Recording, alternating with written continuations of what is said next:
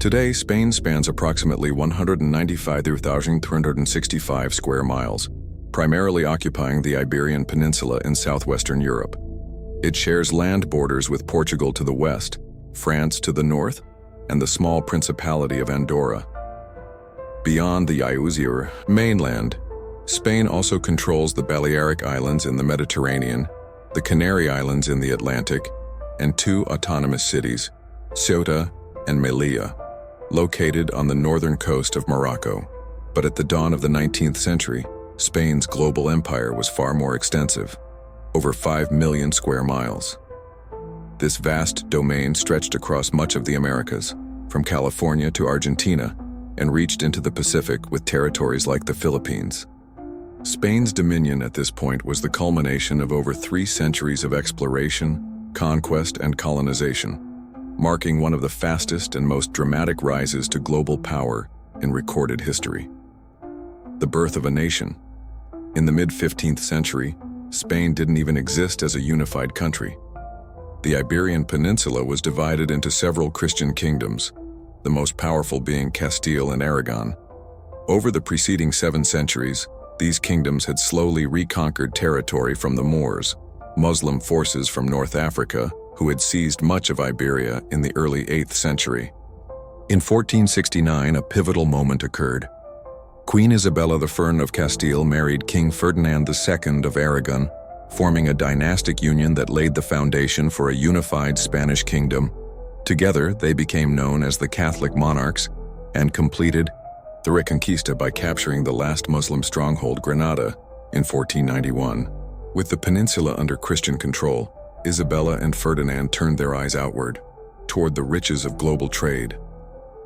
Columbus and the gateway to empire. During this time, Portugal had already begun establishing maritime dominance, exploring Africa's coast and searching for a sea route to the East Indies, the source of lucrative spices. They hoped to bypass the expensive Venetian and Ottoman trade networks that controlled goods flowing into Europe from Asia. Enter Christopher Columbus, a Genoese navigator with a bold idea, to reach Asia by sailing west across the Atlantic. After being rejected by the Portuguese, he approached the Spanish monarchs. In 1492, they agreed to finance his voyage. Columbus set sail with 3 small ships, the Niña, the Pinta, and the Santa Maria, on August 3, 1492. After over 2 months, at sea he made landfall on October 12th, believing he had reached islands off the coast of Asia.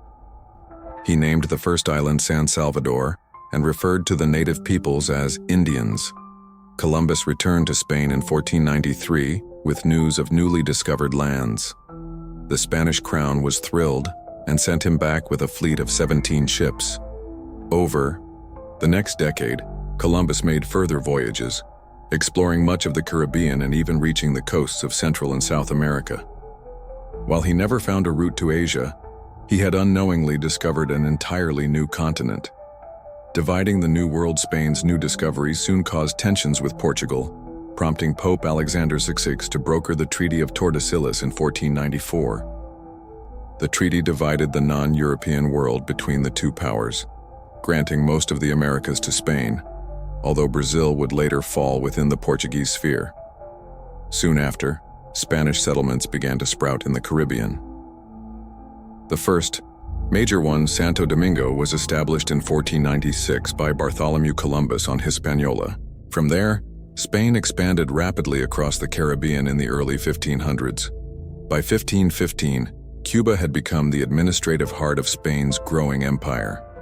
Meanwhile, in 1513, Vasco Núñez de Balboa crossed the Isthmus of Panama, becoming the first European to see the Pacific Ocean from the New World, ushering in an even greater push toward mainland exploration. The conquest of the Aztecs, the Caribbean, was just the beginning. The real wealth and power lay on the mainland, particularly in Central America, where civilizations like the Maya and Olmecs had flourished for thousands of years. At the time of Spanish arrival, the dominant force was the Aztec Empire, centered in Tenochtitlan, a sprawling city built on a lake in what is now Mexico City. In 1519, Spanish conquistador Hernán Cortés sailed from Cuba with a small force. After founding Villarrica de la Vera Cruz, he ventured inland. Along the way, he formed alliances with indigenous peoples like the Tlaxcalans, who resented Aztec rule. By November 1519, Cortés and his men arrived at Tenochtitlan. Montezuma II, the Aztec emperor, greeted them with a mix of awe and apprehension. For several months, Cortés controlled the city by effectively detaining Montezuma. But tensions escalated, and on June 29, 1520, Montezuma was killed, likely by his own people during an uprising. That night, known as La Noche Triste, the sad night, Cortés and his men were forced to flee the city, losing most of their treasure. However, he regrouped, gathered reinforcements and allies, and returned to lay siege to the city. The fall of an empire. The siege of Tenochtitlan lasted 10 weeks in the summer of 1521. The Aztecs, weakened by both war and a devastating smallpox epidemic, brought unknowingly by the Europeans, eventually fell. The once mighty Aztec Empire collapsed, and the Spanish Empire cemented its hold on the New World. Smallpox and other European diseases wiped out millions of indigenous people across the Americas. With the fall of the Aztecs and later the Inca Empire, Spain's control spread rapidly across the continent. From a fragmented group of kingdoms on the Iberian Peninsula, Spain had, in just a few decades, become the first truly global empire, a superpower with territories in the Americas, Europe, Africa, and Asia. The consequences of this rise would shape the world for centuries to come. The wrath of the Spanish and their native allies as they entered the city. The Tlaxcala were particularly determined to eradicate all traces of their Aztec oppressors by sacking, looting, and pillaging the city, putting many of the inhabitants to the sword in the process afterwards. Tenochtitlan would soon be re-established as Mexico City and become the administrative capital of the Viceroyalty of New Spain. Mexico was not the only center of advanced civilization in the Americas. Much further to the south and high up in the Andes Mountains, peoples such as the Chico and Nazca had built sophisticated societies since ancient times when the Spanish arrived in the New World. The Inca civilization had become the dominant power in the region, ruling over a territory consisting of much of modern-day Peru, Ecuador, and Bolivia. Contact with the Incas was first made in the mid-1520s, following which two conquistadors, Francisco Pizarro and Diego de Almagro, led a band of men into Peru with the aim of conquering the powerful empire. Their first expedition in 1528 met with little success, though as with Cortés in Mexico, they did introduce smallpox to the region, which decimated the native population and weakened resistance ahead of the coming Spanish conquest. Pizarro returned to Peru in 1531, armed with royal approval to lead a fresh expedition against the Inca Empire. What followed was a prolonged war that lasted throughout much of the 1530s. Unlike Cortés in Mexico, however, Pizarro did not score a swift victory over the Incas, partly because their empire was more decentralized and spread out than that of the Aztecs. Moreover, the Spanish were divided amongst themselves in Peru, with Pizarro and his brothers leading one faction and the Almagros leading another. This resulted in a quasi-civil war erupting between the Spanish conquistadors, even as they were in the process of fighting Incas. Pizarro himself was eventually killed by Diego de Almagro II in 1541. By that time, the Spanish had established control over much of the region, which they were now governing directly from the newly founded capital at Lima.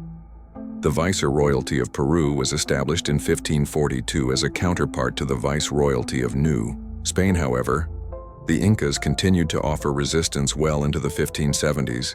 The conquest of these two great native civilizations and the establishment of the Viceroyalties of New Spain and Peru formed the cornerstones of Spain's empire in the New World during the 16th century. But there were also other developments in the late 1530s. The Spanish explorer Hernando Risotto began a series of explorations along the northern frontier of New Spain. These saw him chart much of the territory across what is now the southern United States, from Florida, Georgia, and the Carolinas westwards through Mississippi, Louisiana, and Texas.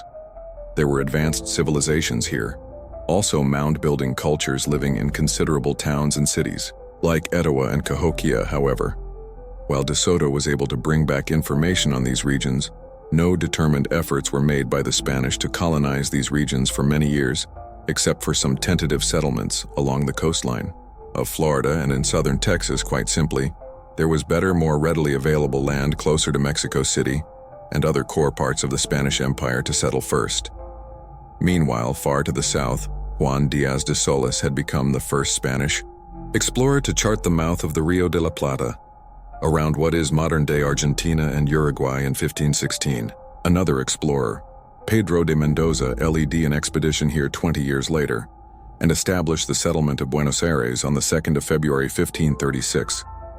Although, like in North America, large parts of Argentina, our neighboring Chile, would remain virtually untouched by the Spanish for many decades to come, Spanish expansion across the Americas was a gradual process and centered mainly on the regions of Mexico and Peru.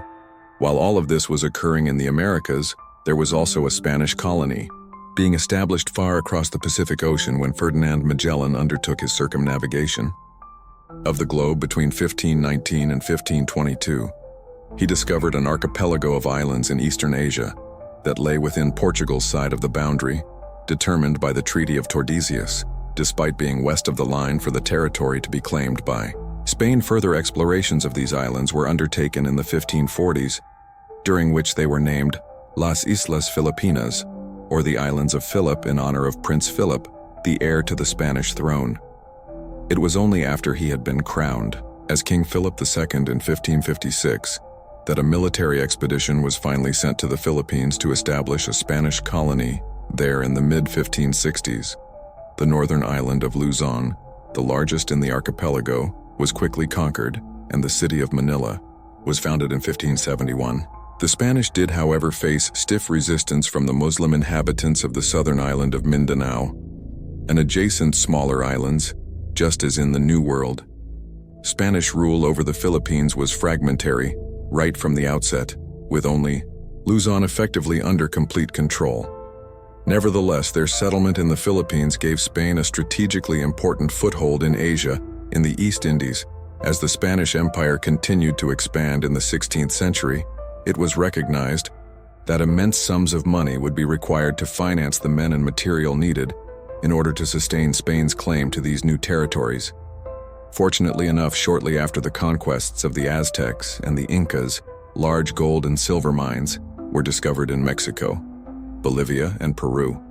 The Spanish began mining these precious metals extensively and exploited the native peoples of the region, using them as forced labor, particularly at sites like Federico, near Potosi in Bolivia, a veritable mountain of silver discovered in 1545, which produced 80% of the world's supply over the next 2 centuries. This bullion was transported overland to ports, like Cartagena in Colombia, and then brought together in an annual treasure fleet, which was sent back to Spain. So vast was the amount of gold and silver flooding into Spain's coffers that it caused a massive period of global inflation, called the Price Revolution, in the second half of the 16th century. As more and more Spaniards continued to arrive in the colonies, a complex society was beginning to emerge across the Spanish Empire. Most of those who set off from Spain for the New World in the 16th century were single men, often the younger sons of Spanish nobility seeking prosperity in the Americas. Conversely, very few women left Spain in this way, and so many of the Spanish men arriving in Mexico, Peru, and other regions married native women. As a result, a mixed race or mestizo population soon began to emerge across the empire. This was characterized by the dominance of Spanish as the spoken language and the prevalence of Catholicism in all aspects of colonial life, in addition to more Europeans coming to the Americas from the late 16th century onwards. An increasingly common sight was the arrival of slaves from Western Africa, particularly into the Caribbean, where the prosperous sugar plantations required many workers. Despite the seemingly never-ending supply of treasure being extracted from the colonies by the beginning of the 17th century, there was already a decline in the amount of gold and silver arriving back in Spain. Moreover, the Spanish government was spending so much of this money on its wars in Europe that King Philip II had to declare bankruptcy 4 times during his reign. It was this poor governance and the diminishing supply of gold and silver from the New World which would ultimately lead to the beginning of the decline of the Spanish Empire. By this point, the Spanish conquests and territorial expansion in Americas had largely stopped, as there were no more major civilizations like those of the Aztecs or the Incas to subjugate. More importantly, however, it was the French, Dutch, and English had begun to occupy much of the land across North America that had been claimed by Spain, but had thus far been neglected to settle and colonize it properly. These three powers also began to threaten the Spanish dominance of the Caribbean during this time as they fought for possession of many of the islands. England, for instance, wrestled control of Jamaica from Spain during the Anglo-Spanish War of 1654 to 1660. All of this was symptomatic of the growing stagnation of the Spanish Empire in the 17th century. By the turn of the 18th century, Spanish colonial society had matured to the extent that there were now settlements across the vast swathe of land, from northern Mexico all the way to Chile and Argentina. Some regions remained largely unexplored, notably the arid Atacama Desert high up in the Andes, as well as the dense, disease-ridden jungles of Guyana. These would continue to remain largely uninhabited by the Spanish, however. Two areas which were experiencing increasing interest during the second half of the 18th century were California and Texas in particular. The southwest of California was being explored by the Franciscan missionary Junipero Serra and his followers from the late 1760s onwards. Over the course of the next decade, they would establish a dozen missionary settlements along the coastline of California, which would later serve as the founding of the cities of San Diego, Los Angeles, and San Francisco. Meanwhile, in the more established centers of Spanish colonial rule such as Mexico City, Lima, Buenos Aires, and Santiago, there were growing divisions. There were effectively three classes of individuals living here. By the 18th century, the Peninsulares were administrators and newcomers to the Americas who had been born in Spain. Creos were people of Spanish descent who were born in the New World but to parents of exclusively Spanish heritage. Finally, they were the mestizos, people born in the Americas to a mix of Spanish and native ancestors. These varied groups were developing different allegiances to Spain, with mainly the Creos and the mestizos increasingly believing that the colonies would be better off ruling themselves. Even though the Spanish Empire had clearly stagnated by the end of the 18th century, it had not yet collapsed. It would be events in Europe, however, that would ultimately determine the fate of Spain's empire. By 1808, Napoleon Bonaparte, the Emperor of France, had decided to take direct control over Spain and install his brother Joseph as its king.